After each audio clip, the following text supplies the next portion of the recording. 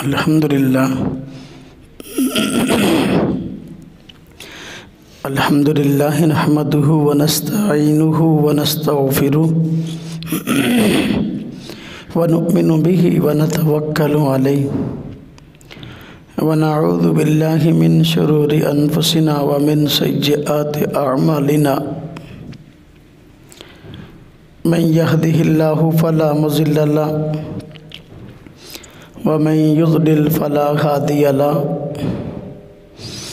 व नशहदु अन ला इलाहा इल्लल्लाहु वहदहु ला शरीका लहु व नशहदु अन्न सय्यिदना व सनदना व नबिय्यना व मौलाना मुहम्मदन अब्दुहु व रसूलुहु। अम्मा बअदु फ़अऊज़ु बिल्लाहि मिनश शैतानिर रजीम बिस्मिल्लाहिर रहमानिर रहीम। वक़ज़ा रब्बुका अल्ला तअबुदू इल्ला इय्याहु व बिल वालिदैनि इहसाना।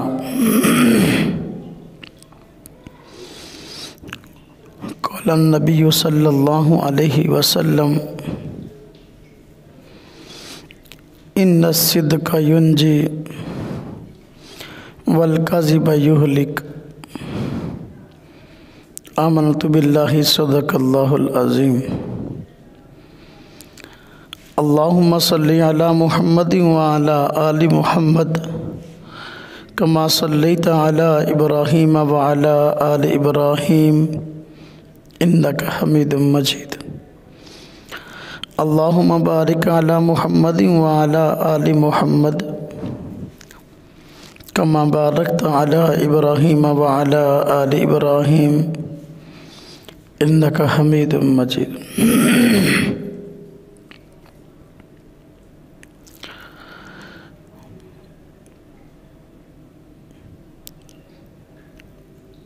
आज हमारे माशरे में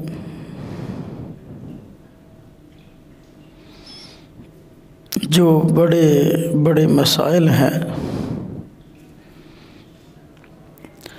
उनमें एक मसला घरेलू झगड़ों का भी है।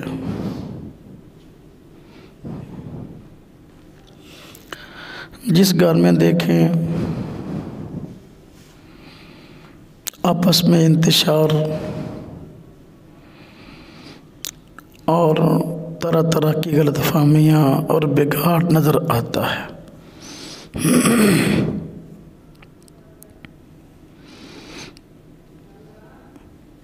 इसका हल क्या है? इसके मुतल्लिक़ कुछ बातें आज की मजलिस में अर्ज़ करना मकसद है।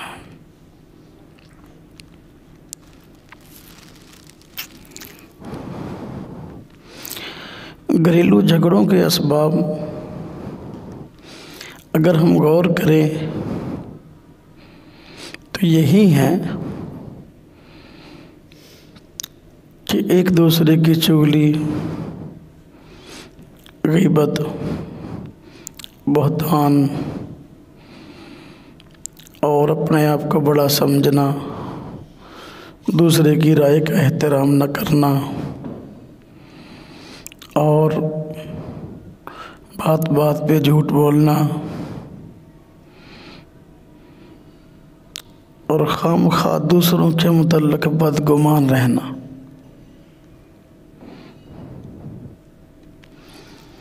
ये ऐसी चीज़ें हैं जो हमारे घरों का निज़ाम तबाह किए हुए हैं।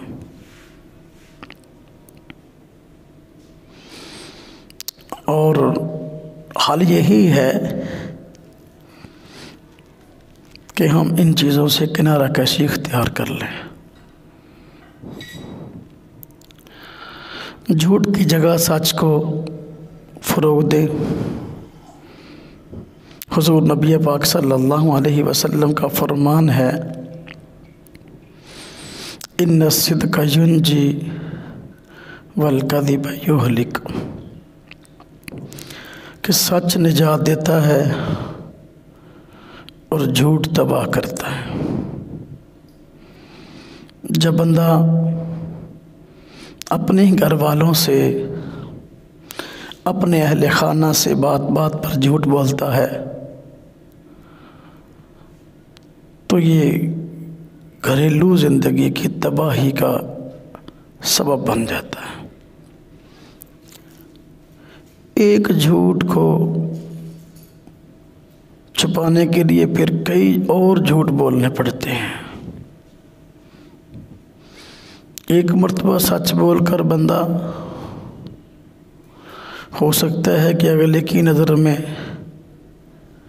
गलती पर साबित हो जाए कि भाई ये बंदा गलती पर है, लेकिन जान छूट जाएगी।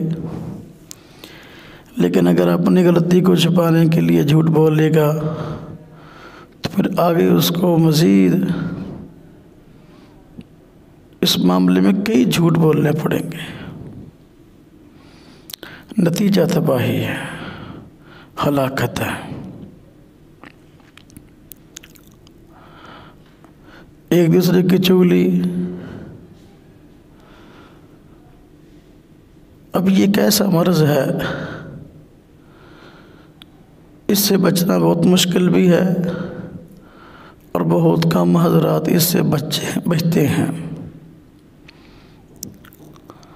और कुरान करीम में अल्लाह पाक ने इरशाद फरमाया है, वला यग़्तब बाज़ुकुम बाज़ा, देखो तुम में से एक दूसरे की चुगली न करे, गीबत न करे। और चुगली करने को फरमाया कि ये दूसरे अपने भाई की, अपने अजीज़ की, मर्द हो या औरत, चुगली करना ऐसा है गोया अपने भाई का गोश्त खाना। अयुहिब्बु अहदुकुम अन याकुला मैतन लहमा अखीही फकरिहतुमूह। अल्लाह पाक ने कुरान करीम में फरमाया है, क्या तुम में से कोई बंदा इस बात को पसंद करता है कि अपने मुर्दा भाई का गोश्त खाए? तुम इसको नापसंद समझती हो तो ये चुगली करना ऐसा ही है। अपने भाई की चुगली करना गोया उसका गोश्त नोचना है, गोश्त खाना है। दूसरों से हसद करना घरेलू झगड़े का सबब है। और हदीस पाक में है कि हसद नेकियों को इस तरह खा जाता है जिस तरह के आग लकड़ी को खा जाती है। बदगुमानी,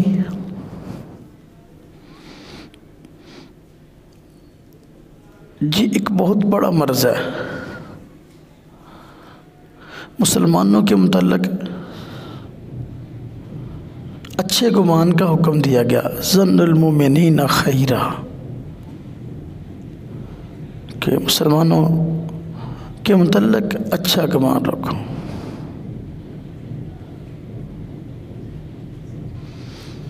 और कुरान करीम में अल्लाह पाक फरमाया, इन्ना बाज़ ज़न्नि इस्मुन, बाज़ गुमान सरासर गुनाह है।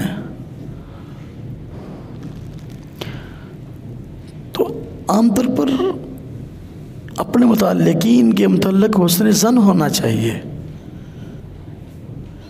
बदगुमानी ये ज़िंदगी को, ताल्लुकात को तबाह करने वाली है।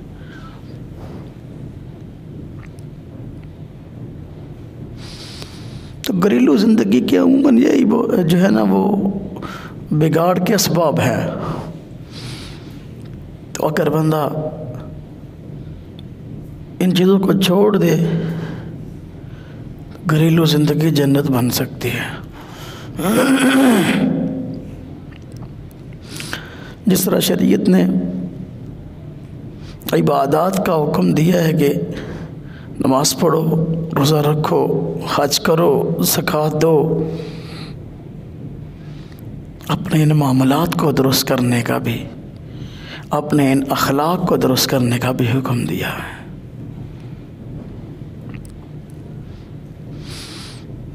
अब अगर झगड़ा हो जाए, घर में इख्तिलाफ हो जाए, तो उस इख्तिलाफ को ख़त्म कैसे करें?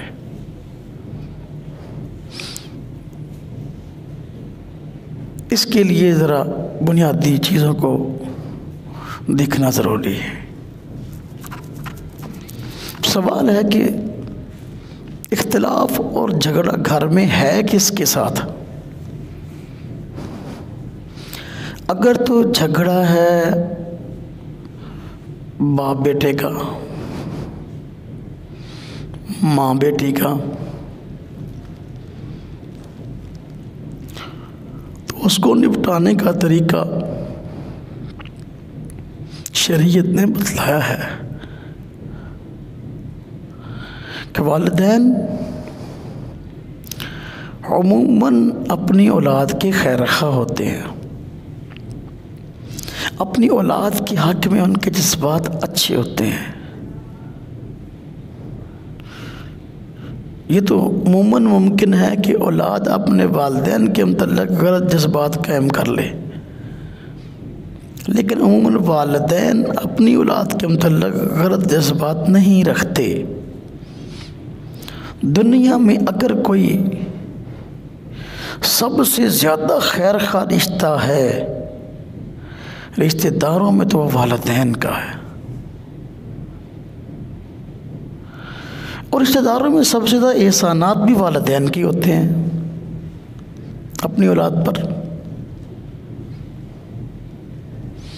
इस कायनात में बंदा दो तरह की हस्तियों का मकरूज है, उनका कर्ज कभी अदा नहीं होता। एक रब ताला की ज़ात, रब ताला की ज़ात के बंदों पर बड़े एहसानात हैं, इतने कि बंदा शुमार ही नहीं कर सकता, और कोई बंदा इन्हें एहसानात का बदला नहीं दे सकता। रब ताला के बाद वालिदैन हैं कि इनके एहसानात इंसान पर बहुत ज़्यादा हैं। रिश्तेदारों में सबसे ज़्यादा एहसानात वालिदैन के होते हैं। बंदा उनकी जितनी भी खिदमत कर ले,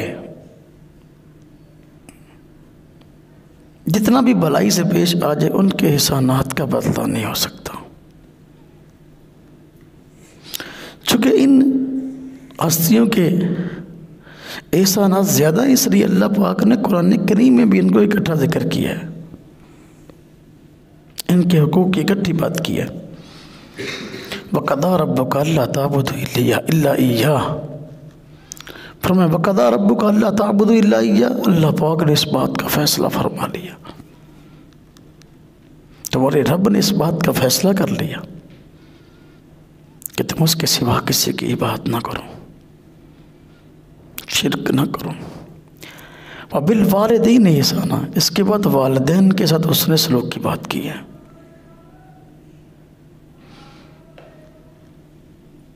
तो वालिदैन से अगर इख्तिलाफ हो जाए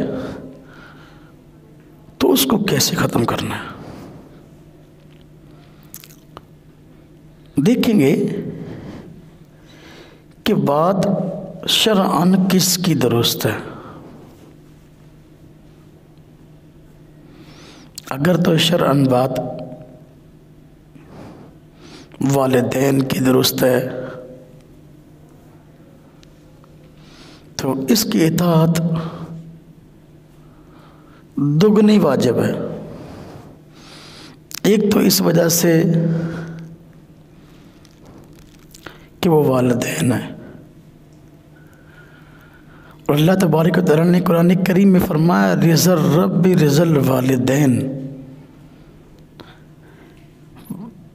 रब की रज़ा वालिदैन की रज़ामंदी में है।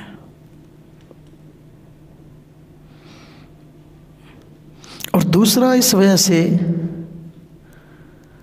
उनकी इताअत ज़रूरी है और उनकी बात को तरजीह होगी कि वो शरीयत के मुताबिक, कुरान और सुन्नत के मुताबिक अपनी बात कहते हैं। तो अगर वालिदैन की बात शरन ठीक है, इस झगड़े में उनका मौक़िफ़ कुरान और सुन्नत के मुताबिक है, शरीयत के तकादे के मुताबिक है, तो फिर दोहरी इताअत ज़रूरी है और उनके हक़ में फ़ैसला होगा। बेटे को चाहिए कि उनके हक़ में दस्तबरदार हो जाए। एक तो वालिदैन है इस वजह से, दूसरा कुरान और सुन्नत की बात कर रहे हैं। शरीयत की बात को मानना तो हर एक के लिए ज़रूरी है।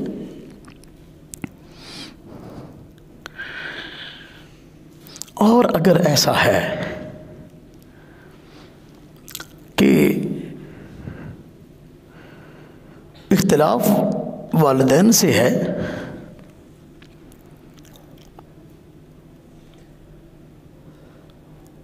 और इस मामले में गलती वालिदैन की है, यानी बेटे की राय ठीक है, वालिदैन की गलत, खिलाफ शरा है, तो फिर क्या करें? अल्लाह रब्बुल इज़्ज़त ने कुरान करीम में इसका भी हल बताया है कि झगड़ा कैसे ख़त्म करना है। अगर वालिदैन की बात खिलाफ शरा है तो वहाँ उस बात में, खिलाफ शरा में, तो वालिदैन का कहा ना मानो, अदब के साथ, अखलाक के साथ, हुस्न अदब के साथ वालिदैन से गुजारिश करो, देखो हम मुसलमान हैं और मुसलमान के लिए अल्लाह का हुक्म पहले है और अल्लाह की इताअत में मखलूक की इताअत जायज़ भी नहीं है। अब एक तरफ अल्लाह पाक की इताअत का मसला, दूसरी तरफ मखलूक, अब उसके उल्ट की बात कह रही है, मखलूक कोई भी हो कसे बाशद, तो वहाँ पर मखलूक की बात नहीं, ला ताअता लिमखलूकिन फी मासियतिल खालिक। तो वालिदैन की खिलाफ शरअ बात तो नहीं माननी।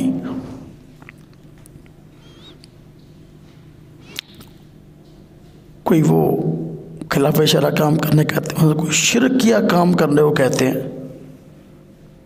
अल्लाह पाक ने कुरान करीम फरमाया व इन जाहदाका लितुश्रिका बि मा लैसा लका बिही इल्म।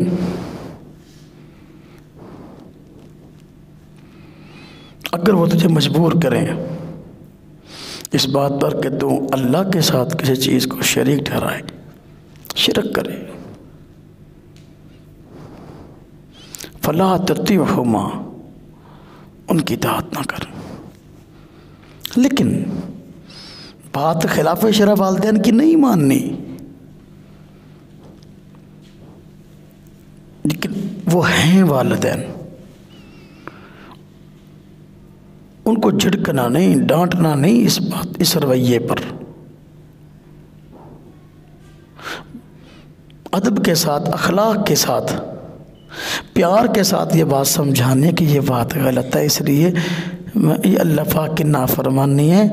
अगर मैं इस पे अमल करूँगा तो आप मुझे कह रहे हैं आपको भी गुनाह होगा, मुझे भी गुनाह होगा करने का, आपको कहने का, मुझे गलत काम पे लगाने का गुनाह होगा और मुझे करने का गुनाह होगा। इसलिए हम गुनाहगार ना बने, प्यार से समझाया जाए। कुरान कहता है वह साहिबहुमा फिद दुनिया मारूफा। खिलाफ शरअ काम का अगर वालिदैन कहते ना करो, लेकिन वालिदैन से बाइकाट ना करो, बल्कि दुनिया के मामलात में उनका अच्छा साथ दो।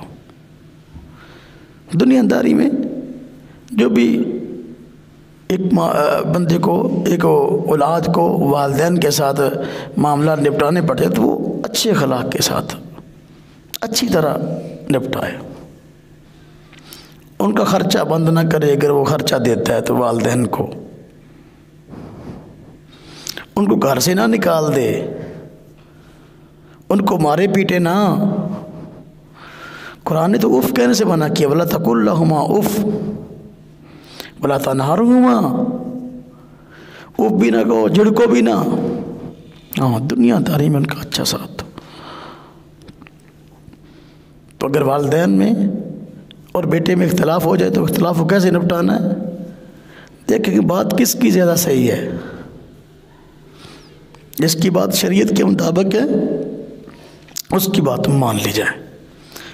अगर फैसला नहीं हो रहा, किसी मुफ्ती साहब से पूछ लिया जाए, किसी आलिम से पूछ लिया जाए कि जी हमारा वालिदैन से ये झगड़ा है, ये इख्तलाफ है, अब बता दें कि मेरी बात खिलाफ शरअ है या वालिदैन की। अगर आपको नहीं पता चल रहा तो किसी आलिम से पूछे, किसी मुफ्ती से पूछ लें, तो फिर वो बता दे। तो वालिदैन की बात ठीक है तो दोहरी इताअत ज़रूरी है। एक इस तरह के वालिदैन, दूसरा इस तरह के बात शरीयत के मुताबिक है। और अगर उनकी बात खिलाफ शरअ है और अपनी बात ठीक है बेटे की, बेटी की, तो फिर अब खिलाफ शरअ बात को ना माने, लेकिन उनके अदब का जो है वो ख्याल रखें, अखलाकियात से ज़रूर पेश आए। एक नौजवान मेरे पास आया, मुझे कहने लगा शरीयत में दाढ़ी का क्या हुक्म है, दाढ़ी रखना ज़रूरी है कि नहीं। मैंने कहा जी दाढ़ी रखना ज़रूरी है, इसलिए कि हुज़ूर नबी पाक सल्लल्लाहु अलैहि वसल्लम में वाफ़ुल्लुहा कि भाई दाढ़ियाँ बढ़ाओ, मूछें कटाओ। तो हुज़ूर नबी पाक सल्लल्लाहु अलैहि वसल्लम का फरमान है। वो मुझे कहने लगा कि जी मेरी अम्मी कहती है कि दाढ़ी ना बढ़ाओ, बस छोटी छोटी इतनी रख लो, बस 1 इंच। मैंने कहा कोई वजह तो होगी रोकने की।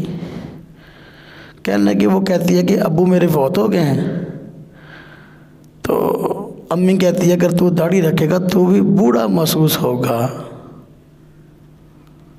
तो मुझे जो है ये बात अजीब लगती है कि मेरी ज़िंदगी में मेरा बेटा बूढ़ा महसूस हो।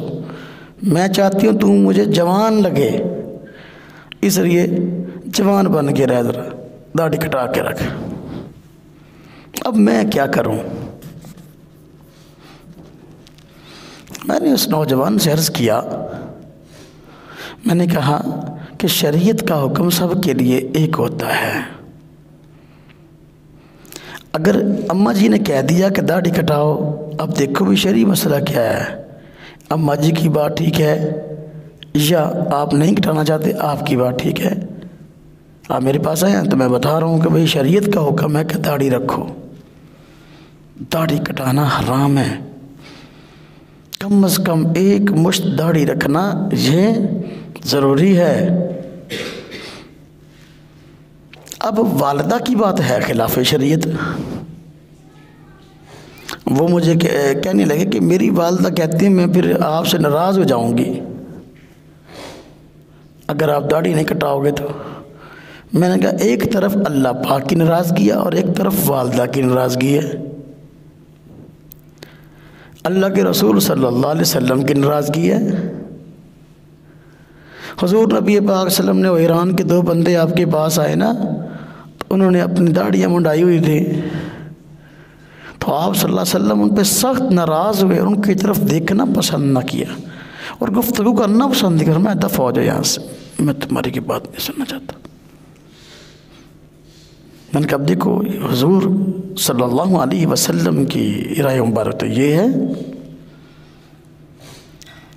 अब अम्मा अगर नाराज़ होती है ना, तो हमने अल्लाह और उसके रसूल को नाराज़ नहीं करना।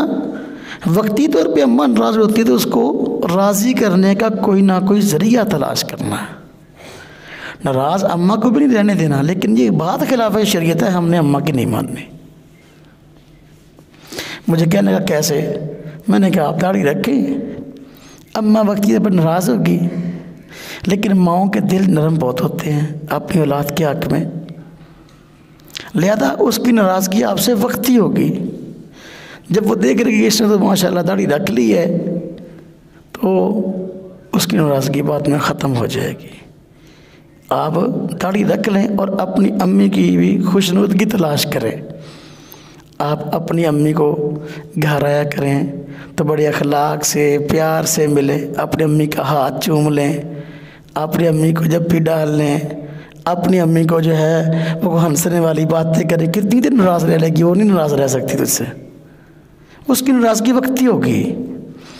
आप अपनी अम्मी के लिए देखें क्या चीज़ खाने पसंद करती है, उसको अच्छे अच्छे खाने वो पका के खिलाएं। वो कपड़े कैसे पसंद करती है, उसको अच्छे अच्छे जोड़े कपड़े के लाकर पहनाएं। हाँ जी, तो जब आप और जो माँ की चाहते हैं वो बाकी पूरी करना शुरू करेंगे, बल्कि उससे ज़्यादा पूरी करेंगे, तो माँ की नाराज़गी ख़त्म हो जाएगी।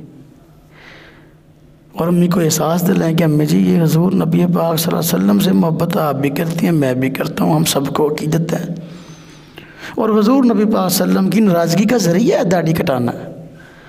इसलिए आप मुझसे नाराज़ हो रही हैं तो हुज़ूर हम दोनों से नाराज़ हो जाएंगे अगर दाढ़ी कटाऊँगा तो इस तरह प्यार से राज़ी कर रहे हैं। तो नौजवान चला गया। एक वक़्त के बाद दोबारा आया तो उसने कहा जी मैंने आप वाला नुस्खा आज़मा लिया। तो वाकई अम्मी की नाराज़गी वक्ती थी। तो बाद में मैंने जिस तरह आपने बताया मैंने खुश भी कर लिया। अम्मा जी को नए कपड़े ला के दिए बग़ैर मुतालबे के, को अच्छी चीज़ें, को हदिया, को तोहफ़ा, इस तरह मैंने बार बार दिया। पहले भी देता था लेकिन अब ज़्यादा दिया। तो यही बात है मेरे भाइयों, मेरे दोस्तों, वालिदैन के दरमियान इख्तिलाफ हो तो उसको यूँ निपटाया जा सकता है। अगर इख्तिलाफ भाई और भाई में है या बहन भाई में है तो उसको कैसे निपटाया जाए। पहले ये समझें, भाई और भाई में इख्तिलाफ है उसको कैसे निपटाएं। तो यहाँ वही बात है, पहले तो अगर तो भाई की नाराज़गी भाई से किसी शरई बुनियाद पर है तो फिर जिसकी बात ठीक हो उसकी राय को तरजीह दे ले। भाई अगर बड़ा है और उसकी बात शरीयत के मुताबिक भी है तो वो तो फिर वालिदैन का दर्जा रखता है। वालिदैन के बाद मकाम बड़े भाई का ही होता है। लिहाजा तो दोहरी जिम्मेदारी हो गई यहाँ भी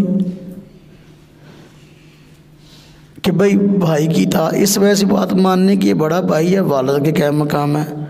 दूसरा इस वजह से कि बात उसकी शरीयत के मुताबिक है।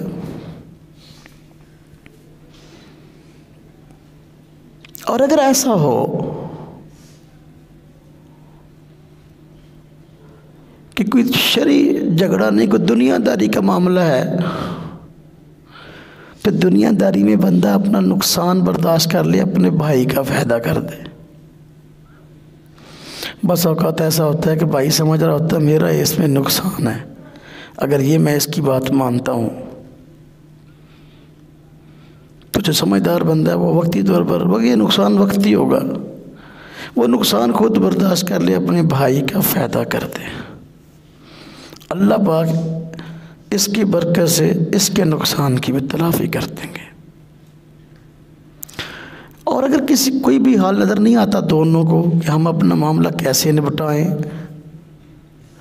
तो ख़ानदान के और जो हजरात हैं उनमें सियाने हजरात को बिठाकर, बड़ी बहनें होती हैं, ताया होते हैं, चचा होते हैं, मामू होते हैं, खालाएँ होती हैं, फूफियाँ होती हैं, उनमें से बाज़ को अपने पास बुलाकर उनको बिठाकर मामला हल कर लिया जाए। बस अब समझ नहीं आ रही होती कि किसकी बात ठीक है किसकी गलत है, तो फिर दोनों भाइयों को चाहिए कि अपने रिश्तेदारों को देख लें और रिश्तेदारों से सलाह ले लें, उनको अपने हालात की इत्तला करें। अब रिश्तेदार भी इंसाफ से काम लेते हुए सही फैसला कर दे, तो जिसके हक में फैसला हो जाए तो वो कबूल कर ले, जिसके खिलाफ वो भी कबूल कर ले। झगड़ों का हाल तो यही है। अगर कोई भी कबूल नहीं करेगा तो झगड़ा कभी ख़त्म नहीं होगा। मैंने अर्ज़ किया कि दुनिया का नुकसान है तो बंदा बर्दाश्त कर ले, आखिरत का नुकसान बर्दाश्त ना करे। अगर आखिरत का नुकसान है तो फिर भाई का अदब एहतराम अगर बड़ा है तो शर्म ज़रूरी है, अगर छोटा है तो उस पर फिर भी शफ़क़त ज़रूरी है। शरई मामलात को निपटाना और इसके मुताबिक फ़ैसले ये भी ज़रूरी हैं। तो लिहाजा बड़े छोटे का ख्याल रहे, किसी आलिम से पूछ लिया जाए, किसी मुफ्ती से पूछ लिया जाए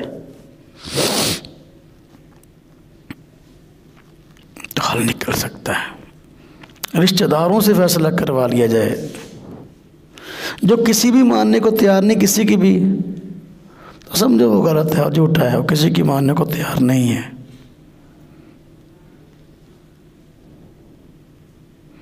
और अगर इख्तिलाफ भाई बहन में हो जाए तो फिर भाई बहन में इख्तिलाफ हो तो मामला तो हर जगह पहले यही देख रहा है भी खिलाफ शरअ बात किसकी है। जिसकी खिलाफ शरअ बात है वो अपनी बात को वापस ले ले, अपने मौक़िफ़ को वापस ले ले और उसे सुलह कर ले। बहनों से इख्तिलाफात शादी से पहले उम्र नहीं होते, शादी के बाद होते हैं और उसकी वजूहात होती हैं। वजूहात में से एक वजह ये होती है, एक तो बाप की जायदाद से बहन को हिस्सा नहीं देते। जब बाप की जायदाद में बेटे का हिस्सा है तो बेटी का भी तो है ना। कुरान करीम में अल्लाह रब्बुल इज़्ज़त ने बेटे का हिस्सा भी बयान किया और बेटी का भी बयान किया। अब अगर बाप फौत हो गया तो बेटी यानी हिस्सा मांग ले अपने भाई से कि भाई मेरा भी हिस्सा बनता है, बाप की जायदाद मुझे भी दो। अब उसे नाराज़ हो जाएंगे, तेरे साथ हमारा जीना मरना ख़त्म। ये जीना मरना ख़त्म कर रहे क्यों कर रहे हैं? आप तो अपना हिस्सा छोड़ने को तैयार नहीं। कभी ऐसा हुआ है कि भाइयों ने कहा हो कि भाई ये मेरा हिस्सा शरण बनता है लेकिन मैं नहीं लूँगा, अपनी बहन को दे दूँगा? तो बहन से ये मुतालबा क्यों है कि आप अपना हिस्सा छोड़ दो और हमें दे दो? अमूमन शादी के बाद इख्तिलाफात बहनों से होते हैं और बहनों से इख्तिलाफ की एक बड़ी वजह ये होती है कि बहनों को शरीयत में जो अल्लाह रब्बुल इज़्ज़त ने उनका हिस्सा रखा है बाप की जायदाद में वो नहीं दिया जाता, उनका हक मारते हैं।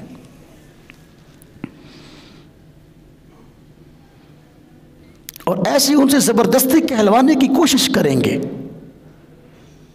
कि तू कह दे मैंने माफ़ किया, तो कह दे मैंने नहीं लेना। और ज़बरदस्ती उनसे कहलवा लेते हैं, ये मनवा लेते हैं, ये कहते हैं हम बता दो आपने हिस्सा लेना है कि हमें मिलना है? अगर तो आपने बाप की जायदाद से हिस्सा लेना फिर सानू ना मिल जाएंगे तो बात, अगर हमें मिलना है तो फिर हिस्सा छोड़ दो। अब बहन बेचारी क्या करे, वो तो बेचारी इम्तिहान में पड़ गई कि मैं हिस्सा लूँगी तो भाइयों से जाती, पहले वालिदैन से महरूम हो गई, अब जो है वो भाइयों से भी जाती रहूँगी। वो बेचारी मजबूर होकर कहती कि मैंने हिस्सा नहीं लेना। तो ये शर्म हराम है। हुजूर नबी पाक सल्लल्लाहु अलैहि वसल्लम ने शाह फरमाया, ये जो बंदा किसी की नाहक ज़मीन हथिया लेता है तो मरेगा, क़यामत तक जो है उसी ज़मीन में उसको दंसाया जाता रहेगा। बहनों की ज़मीन ने बहनों के प्लाट जो ले रही है ना बाप की जायदाद में, उनको नहीं दिए तो ये जुल्म है। बस वक़्त बड़े बड़े दीनदार नमाजी परहेज़गार इस मसले में आकर ज़ीरो हो जाते हैं। नमाज़ें 5 टाइम पढ़ेंगे, तहज्जुद पढ़ेंगे, तस्बीहात बहुत करेंगे, लेकिन अपनी बहनों को हिस्सा नहीं देंगे, अपनी बहनों को हिस्सा नहीं देंगे। ये बहुत ख़तरनाक बात है और अल्लाह रब्बुल इज़्ज़त की नाराज़गी का ज़रिया है। मुशरिकीन मक्का में जहाँ और बहुत सारे जुर्म जमा थे, तो ये एक जुर्म था कि वरासत का माल खा जाते थे, वारसों को उनका हक नहीं देते थे। अल्लाह पाक ने कुरान करीम फरमाया वताकुलून तुरासा अकलन लम्मा, तुम वरासत का माल समेट कर खा जाते हो। तो बहन से इख्तिलाफ की बड़ी वजह ये होती है कि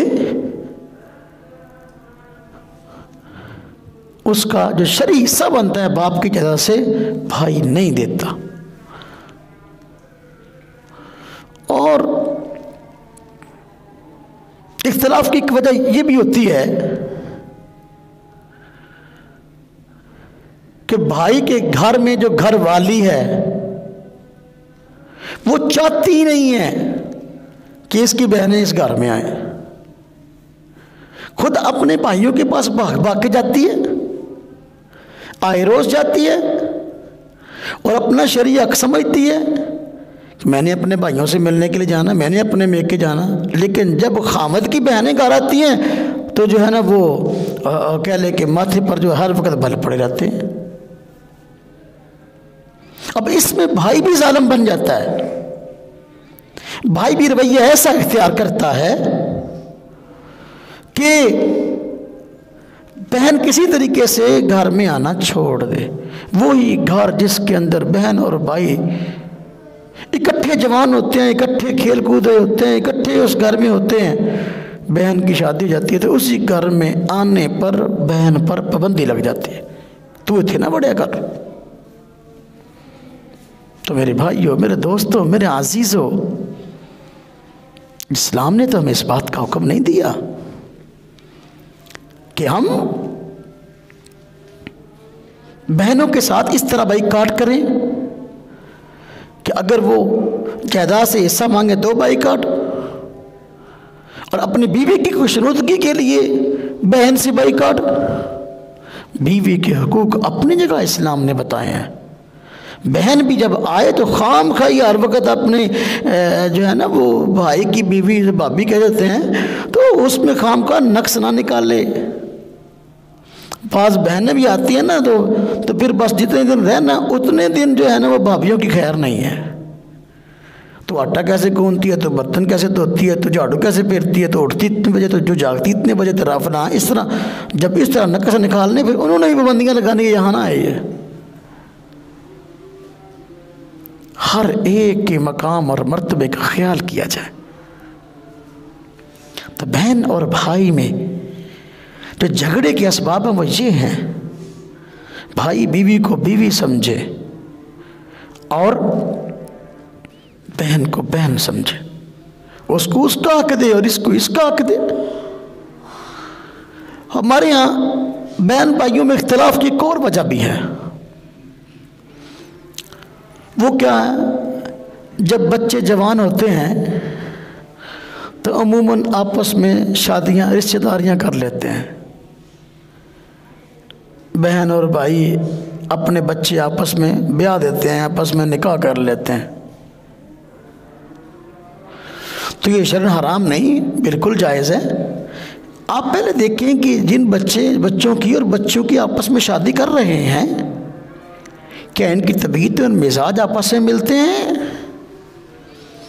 अगर तो उनकी तबीयतें और मिजाज आपस में मिल सकते हैं, किसी किस्म के इख्तिलाफ का खदशा नहीं है, फिर निकाह आपस में कर दें तो ज़्यादा अच्छी बात है। रिश्तेदारी दोहरी हो जाएगी और ज़्यादा मजबूत हो जाएगी। लेकिन अगर उन बच्चियों के मिजाज आपस में नहीं मिलते तो फिर उनकी शादियां आपस में ना करें। इससे ये होता है कि शादी तो की थी ताल्लुक जोड़ने के लिए, वो पहला भी टूट जाता है। अब ऐसा शादी की बहन भाइयों ने अपने बच्चों की आपस में, भाई बहन की शक्ल नहीं देखना चाहता और बहन जो है भाई की शक्ल नहीं देखना चाहती, ये रिश्तेदारी पहले भी टूट गई। अगर तो मिजाज आपस में मिलते हैं, बच्चों की शादी करनी बहुत अच्छी बात है। अगर मिजाज नहीं मिलते तो फिर शादी ना करें।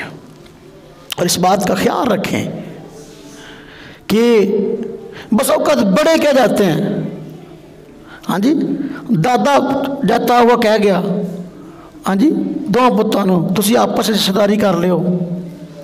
या धी नूं ते पुत नूं या आपस में शादी कर लेना फलाने की फलानी से। अब वो अब्बे दादे की बात निभाने के लिए बच्चे बच्चे की शादी कर देते हैं, हालांकि उनका आपस में मिजाज ही नहीं मिल रहा होता। सारी ज़िंदगी फिर जो है ना लड़ाई में गुजरती है। दादों को और नानों को भी चाहिए कि पहले ये देख लें कि बाकी निभाव हो सकता है कि नहीं। हाँ जी, तो ये भाई बहनों में इख्तिलाफात के असबाब है। मियाँ बीवी में भी इख्तिलाफ होता है। मियाँ बीवी में इख्तिलाफ हो तो उसको निपटाने का क्या तरीका है? अगर मियाँ बीवी में इख्तिलाफ वही मामला कि ऐसा है कि एक की बात खिलाफ शरअ है, तो फिर भाई दूसरे को, जिसकी बात खिलाफ शरअ है, उसको चाहिए कि दूसरे की बात मान ले।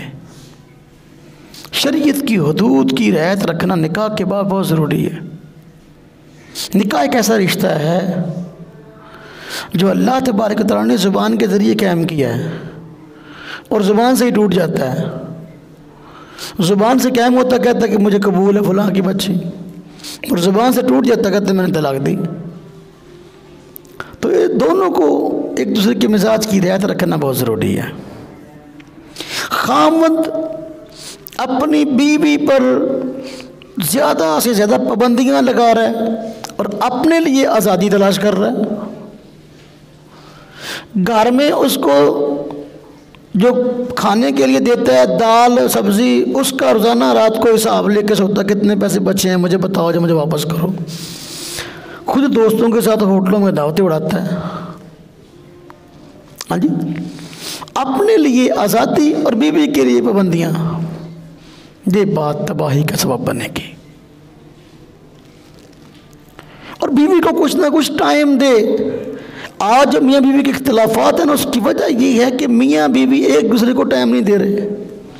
बीवी के पास अपने मोबाइल है, अपना मोबाइल और अपने फ्रेंड हैं, और खामद के पास अपना मोबाइल है, उसके अपने फ्रेंड हैं।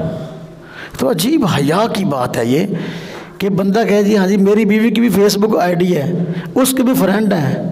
पहले तो एक यार जरा सी किसी का होंदा सी तो लोग कतल कर देंगे सी, तो हुण बीवी का 5000 लाइकर है तो 5000 फ्रेंड है, वो एक फखर की गल बनया है। तलाक इसलिए हो रही है। बीवी भी अपना टाइम मोबाइल पे दे रही है, खामद भी अपना टाइम मोबाइल पे दे रहा है, तो ये तबाही का सबब है। जब खामद घर आ जाए तो बीवी अपनी मसरूफियात छोड़ के खामद को टाइम दे, और खामद भी जब काम काज से फारग हो जाए तो खाम का मोहल्ले के दोस्तों यारों के साथ चौकों चौराहों में बैठकर अपना टाइम ज़ाया न करे, कुछ वक़्त अपनी बीवी को भी दे दे। आज जो तलाक़ी हो रही है मियाँ बीवी के खिलाफ, उसकी बड़ी वजह यह है कि खामद अपनी बीवी को टाइम देने को तैयार नहीं है। दोस्तों यारों के लिए बड़ा टाइम है। और मियाँ बीवी में इख्तिलाफ की एक बड़ी वजह यह भी है कि खामद बात बात में अपनी बीवी को तलाक की धमकी देता है। छोटी सी लड़ाई हुई, छोटे सा इख्तिलाफ हुआ, शादी कह दिया मैं तुम तलाक दे दूंगी। औरत के लिए सबसे ज़्यादा तकलीफ दे बात यह तलाक वाली है। इससे बड़ी कोई तकलीफ दे नहीं है। आप समझ रहे हो, हम समझ रहे होते हैं कि शायद कि हमने धमकी दी है, उसके धमकी नहीं, उसके यहाँ बात सीरियस होती है। औरत को तलाक की धमकी नहीं देनी चाहिए। अगर निभा नहीं हो रहा, बारहा तेरे वजह से बात साबित हो गई, तो शरीयत ने उसका हाल बताया है कि अगर बीवी का कसूर है, नहीं मानती, इस्लाह नहीं करती, पहले उसको समझाओ, समझ जाए तो बस ठीक है। अगर नहीं समझती, दूसरा हाल ये बताया कि कुछ देर तक उसके कमरे में ना सो, अलग सो जाओ, बिस्तर अलग कर लो। अब अगर समझदार हुई, वाकई उसका कसूर हुआ तो समझ जाएगी और अपने आप को सही कर लेगी। अगर अब भी नहीं समझती तो फिर एक आध थप्पड़ लगाने में हर्ज नहीं है। ज़्यादा नहीं, ज़्यादा मारना शरण मना है बीवी को। कि उसका सर फाड़ दो, उसकी हड्डियाँ तोड़ दो, ये शर्म मना है? थोड़ा सा मारने की इजाज़त है, एक हाथ लगाने की। बाज़ तबीयतें ऐसी होती हैं कि वो मार से जवान होती हैं। घरों में जो है ना, अम्मी की मार पड़ती रही, फिर अब्बे की पड़ती रही, फिर अब भाई की पड़ती रही, तो इसी तरह यहाँ आ गई। अब वो चाहते हैं कि एक हाथ लगती रहे, तो शरीयत ने एक हाथ की इजाज़त दी है, लेकिन ज़्यादा की इजाज़त नहीं दी। हुज़ूर नबी पसंद में शरीफ लोग अपनी बीवियों को नहीं मारते।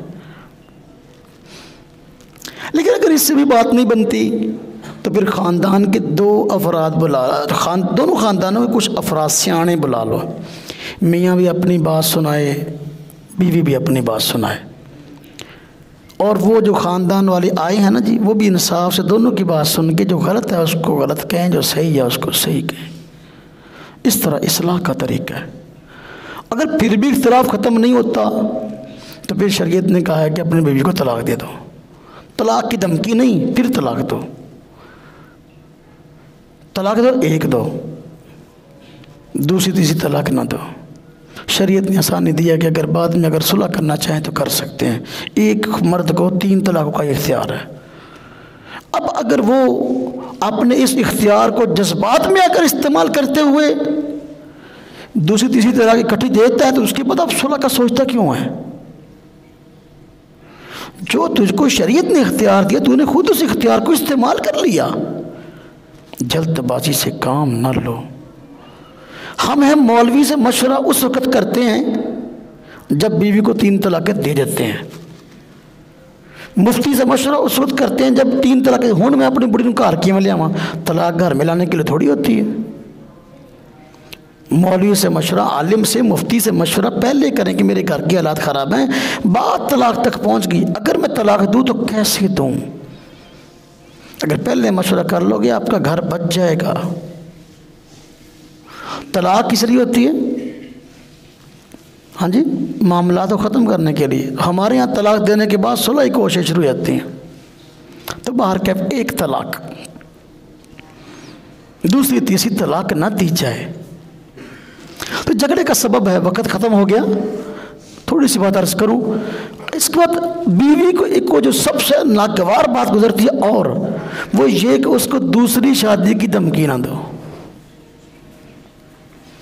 अगर तो इतना कितना मैं दूसरा ब्याह कर लेना। एक तो तलाक उसके लिए नहायत नागवार गुजरती है, और दूसरा दूसरी शादी की धमकी। दूसरी शादी धमकी देने की चीज़ नहीं है, अमलन करने की चीज़ है। वो तेरा अगर पहली से निभा नहीं हो रहा तो दूसरी के साथ कैसे निभा कर लेगा? 2 कैसे संभाल लेगा? तो लिहाजा बीवी को जो है दूसरी शादी की धमकी ना दे। अगर करनी है तो शादी कर ले, ठीक है, लेकिन दूसरी शादी करनी हो ना, पहले देखो कि मैं दोनों के साथ मामला सही तरह निपटा सकता हूँ, सबका खर्चा पूरा कर सकता हूँ, हुकूक पूरे कर सकता हूँ। हमारे यहाँ जो दूसरी शादी नाजायज़ समझी जाने लगी, उसकी वजह क्या है कि जब शादी दूसरी करते हैं तो पहली को बिल्कुल छोड़ देते, उसको पूछते ही नहीं, ना खर्चा ना बात, कोई हुकूक पूरे नहीं करते। अगर आप दोनों के हुकूक पूरे कर सकते हैं, दोनों के साथ निभा कर सकते तो ठीक है। हमारे यहाँ भाई दूसरी शादी करनी है तो फिर चुप करना कर, ऐलानिया कर। हुजूर नबी पाक सल्लल्लाहु अलैहि वसल्लम ने शाह फरमाया कि निकाह और ज़िना में यही फ़र्क है। वो भाई आप फरमाए कि आखिर निकाह का ऐलान करो। हमारे यहाँ शादी दूसरी होती है, चुप कर। अरे बीवी से छुपा कर जो पहली है, ये दूसरी शादी ना करो, बीवी को बता कर करो। बीवी आपकी ज़िंदगी का साथी है, उसने एक वक़्त आपके साथ गुजारा है, तो लिहाजा दूसरी शादी करने का राज है। अगर आप अपनी पहली बीवी से अपने राज़ों को छुपाओगे तो वो कभी आपको अपना राजदान नहीं मानेगी, फिर इख्तलाफ ही होगा। हमारे यहाँ जो दूसरी शादी के बाद इख्तलाफ होता है, वजह ये है, चोरी छुपे करते हैं। करनी है तो ऐलानिया करो, अपनी बीवी को समझाओ कि भाई मैं कर सकता हूँ, मैं आपके हुकूक भी पूरे करूँगा, मैं उसके भी करूँगा। बाहर कैफ हमारे ख़ानदानों में जो आज इख्तिलाफ़ात हैं, उन इख्तिलाफ़ात की ये वजूहात हैं कि हम दूसरे की राय का एहतराम नहीं करते। झूठ, चुगली, गीबत, हसद, कीना और एक दूसरे के खिलाफ खामखा बदगुमानी, और बदगुमानी के बाद बदज़ुबानी, ये ख़ानदान में इख्तिलाफ़ात की वजूहात हैं। अल्लाह रब्बुल इज़्ज़त हम सब को इन तमाम मुफ़सदात से, इन तमाम बीमारियों से महफूज फरमाए।